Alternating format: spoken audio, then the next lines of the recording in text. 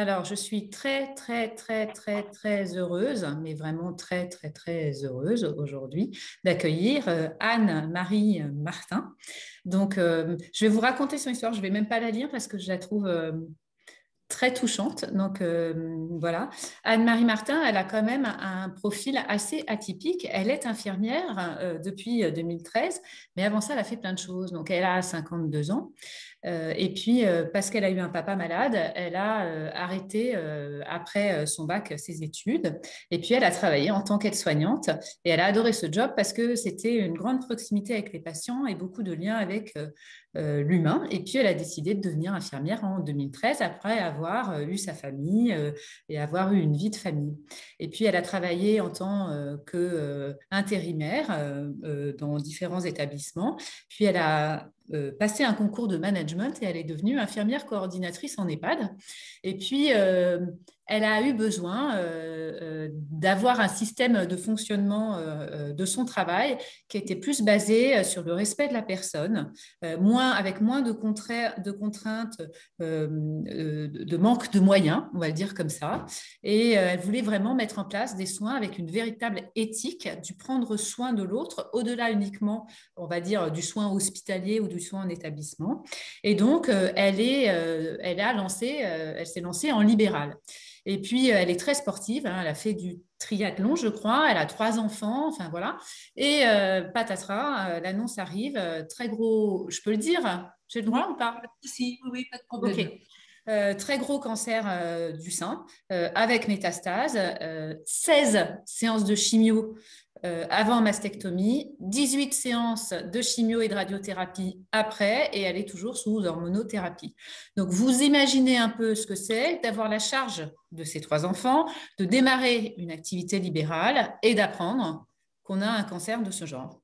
Et donc, ce que je vais nous partager aujourd'hui, bah, c'est tout ce qu'elle a mis en place pour pouvoir arriver à gérer tout ça en même temps, avec son vécu et aussi avec sa vision de soignante. Donc, c'est très intéressant d'avoir les deux pour une fois. On n'est pas uniquement dans un témoignage de passion.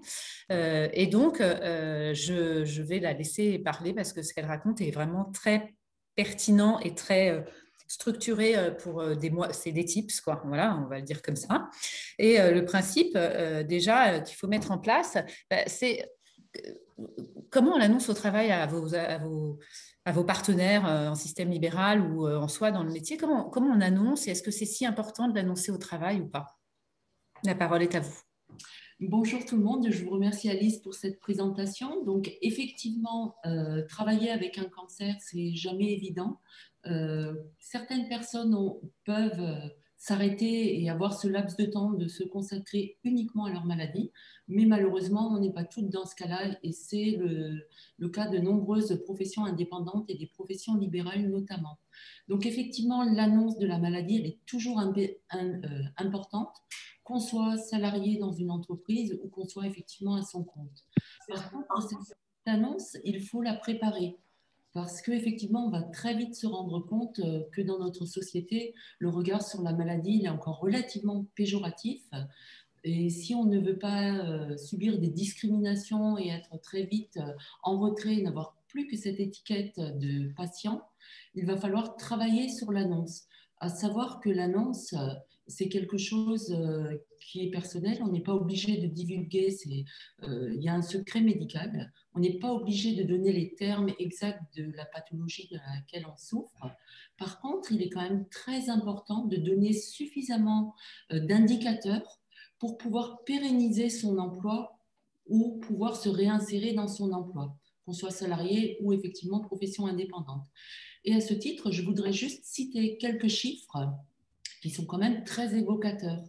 En France, on compte à peu près 20 millions de personnes qui vivent avec une pathologie chronique. Quand on parle de pathologie chronique, il s'agit bien sûr de cancer, mais il s'agit aussi de maladies cardiovasculaires, du diabète, de la mucoviscidose et de nombreuses autres maladies qui figurent sur une liste de maladies d'affection de longue durée. Et ces maladies-là, elles ont tous un impact sur notre qualité de vie et surtout sur notre qualité de vie au travail. Donc c'est là où c'est vraiment important de bien annoncer cette pathologie, enfin de bien annoncer la maladie en disant bah, je vais effectivement déposer un arrêt de travail ou je vais être obligé de m'absenter pour quelques mois, quelques semaines. Parfois, l'arrêt de travail peut durer 2 ans, malheureusement. Certains chiffres montrent effectivement que 15% de la population active est donc touchée par ces pathologies chroniques et qu'en moyenne, 80% des personnes reprennent leur activité au bout de 2 ans. Par contre, 63% de ces personnes souffrent ou des conséquences directes dues à leur pathologie ou des conséquences dues au traitement qui sont quand même lourds et invasifs. Et 20% des personnes salariées déclarent avoir fait l'objet de mesures discriminatoires sur leur lieu de travail par rapport à leur pathologie. Donc, c'est quand même des chiffres qui sont très importants et c'est pour ça qu'il est utile de préparer l'annonce parce qu'il faut se protéger. C'est très important de travailler sur cette annonce. Si on est salarié, de préparer un entretien avec un DRH et au besoin de se faire conseiller au préalable. Alors, dans les centres de soins, surtout en cancéro, il y a des assistantes sociales qui sont vraiment au clair et qui peuvent nous aiguiller sur des associations ou sur des organismes qui sont spécialisés dans l'accompagnement des personnes au travail. Et j'aimerais bien citer pour les salariés une femme de santé, si je peux me permettre, on peut être dans la sororité, et j'aimerais citer l'association Cancer at Work, qui est dirigée par Anne-Sophie Tusinski, j'espère que je n'altère pas son nom.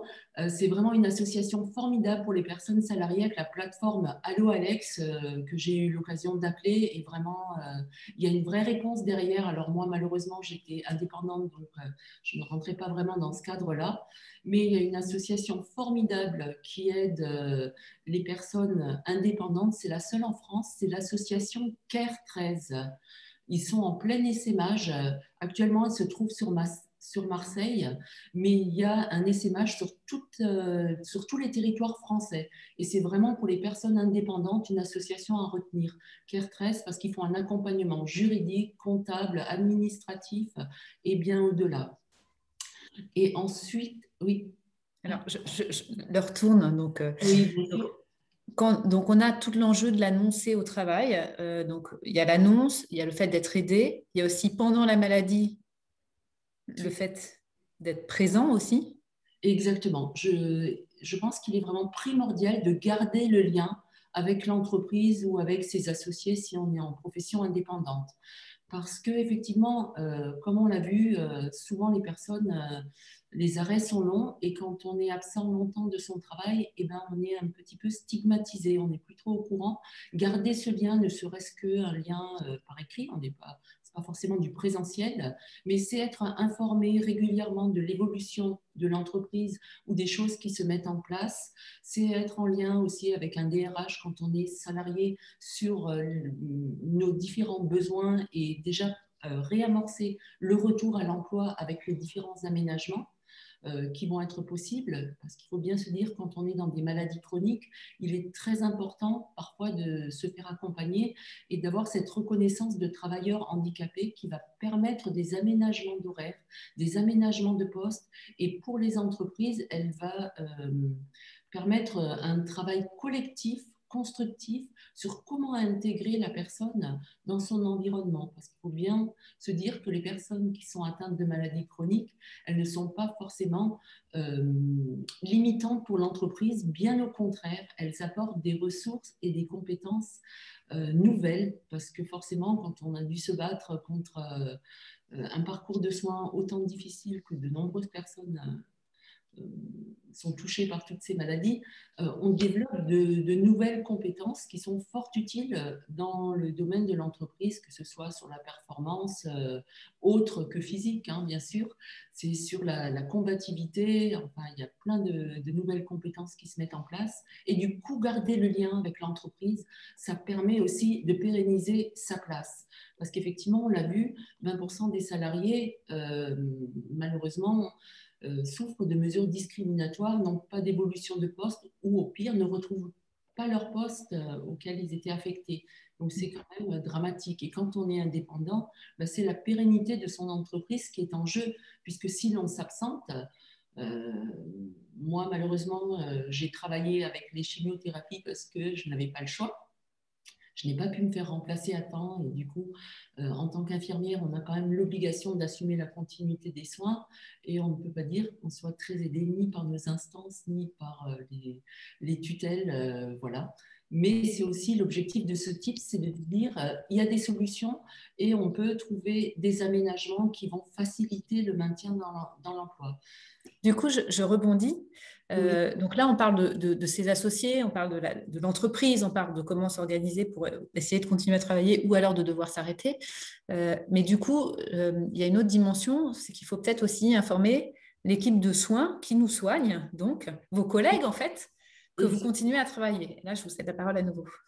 exactement. Alors ça, c'est vraiment très important. Pareil, quand on est dans le domaine du soin, ben, généralement, on est dans le don de soi et du coup, là, il va falloir prendre soin de soi pour la première fois. Et c'est pas toujours évident. La première des choses à faire, c'est d'en parler avec son équipe médicale, l'équipe qui nous prodigue les soins. Parce qu'effectivement, quand on émet nos contraintes professionnelles, cette équipe, elle va pouvoir mettre en place des organisations facilitantes, que ce soit en termes d'aménagement des horaires, par exemple pour les chimiothérapies. C'est trouver les horaires les plus propices pour éviter toute la fatigabilité et le stress que génère le maintien à l'emploi. C'est aussi travailler sur les effets secondaires. Parce qu'effectivement, heureusement, la science et la médecine a fait de nombreux progrès et il y a quand même une meilleure gestion des effets secondaires. Donc, il faut vraiment être au clair, bien énoncer à son oncologue, à son médecin traitant et pour les personnes salariées, le médecin du travail, les contraintes, pas hésiter à ramener les protocoles avec les effets indésirables de chimio ou d'autres pathologies, parce qu'effectivement, on arrive à travailler dessus et ça reste donc, oui, je ne dis pas que c'est facile tous les jours, mais en tout cas, on arrive à gérer ces effets au mieux et à adapter les plages de travail, les plages de soins où vraiment on est au fond du trou et où on ne peut pas mettre un pied devant l'autre, à nos contraintes professionnelles. Donc ça, c'est vraiment très, très important. Ensuite, pour les personnes indépendantes, eh ben, pareil, il faut se rapprocher de son expert comptable parce qu'il est vraiment à même de nous conseiller sur des choses qui vont pouvoir nous soulager. Et là, du coup, pareil, nouveau, toutes ces associations qui peuvent mettre des choses en place et très rapidement, effectivement, aménager les postes de travail. Donc là, ça demande effectivement à nos associés, à nos collaborateurs, de revoir certaines organisations. Et c'est pour ça que c'est très important de se faire accompagner par tous ces organismes, que ce soit Cancer à Toi, l'ANACT ou CARE, parce qu'effectivement, ce sont des professionnels qui ont réfléchi et qui ont mis des organisations pérennes en route et qui sont individualisées, parce qu'il faut bien se dire que chaque cas, malheureusement, est individuel en fonction de la profession, en fonction de la pathologie, en fonction des ressources de la personne. Et du coup, c'est vraiment un travail individuel. Ce qui marche pour une personne ne marchera pas forcément pour l'autre. Et du coup, c'est aussi faire un travail sur soi. C'est se recentrer sur nos réels besoins, parce que parfois, on va le voir un peu plus tard, surtout dans l'après-cancer, ben, la maladie, elle nous transforme et elle transforme aussi le regard des autres. Je pense que c'est ce qui est le plus difficile à vivre, c'est le fait que quand on est en pleine santé et que ça vous tombe dessus, on se rend compte qu'on est très vite mis dans ce côté des personnes malades, un peu en dehors de la société, et il faut à tout prix changer ce regard pour inclure, être dans une politique d'inclusion des personnes portant des maladies chroniques dans le monde du travail et aborder la qualité de vie au travail. Je pense que ça, c'est vraiment essentiel. Euh, voilà. Et du coup, je dirais qu'il ne faut pas hésiter. Et il y a certains organismes comme la MDPH, ce sont des mots qui font peur quand on parle de handicap, parce qu'on se dit, oh là là, ma vie va basculer. Pas du tout. Le handicap, il faut bien dissocier le handicap de l'invalidité. Il faut aussi avoir en tête que 80% des handicaps sont des handicaps invisibles. Donc, c'est pas forcément, voilà, ça peut être effectivement des suites d'un traitement, ça peut être des suites opératoires. Et du coup, tout ça, ça nécessite des aménagements qui permettent ou de conserver son travail par des aménagements techniques en matériel ou des aménagements humains.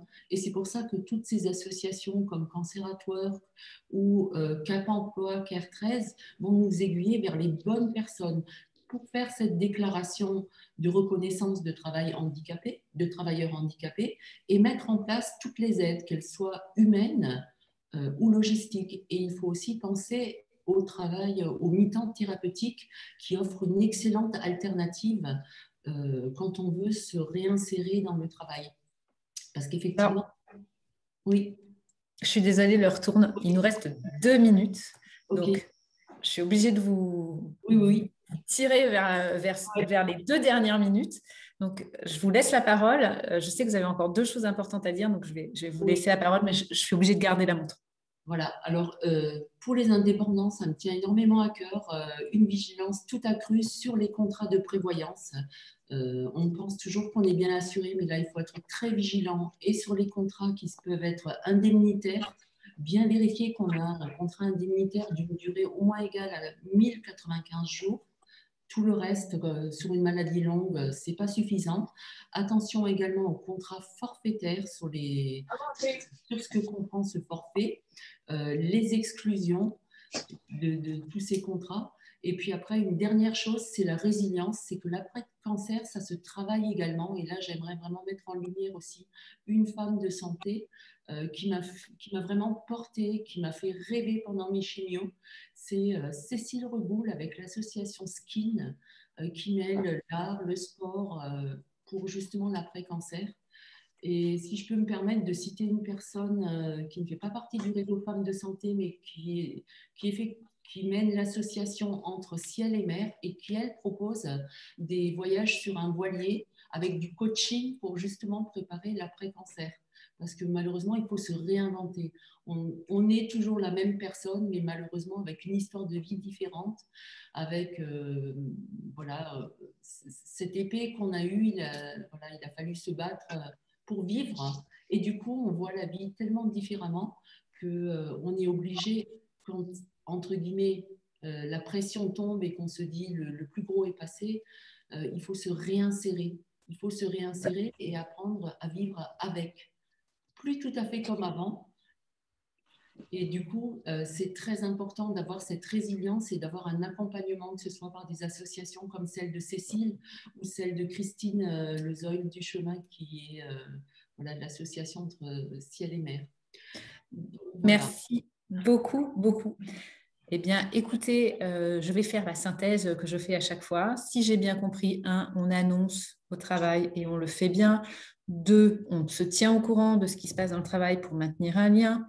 3, on parle à l'équipe de soins qu'on a besoin de travailler parce qu'en fait, sinon, on va avoir des rendez-vous médicaux qui vont être incompatibles avec notre vie professionnelle et peut-être un soin qui va être incompatible avec les besoins de notre vie professionnelle.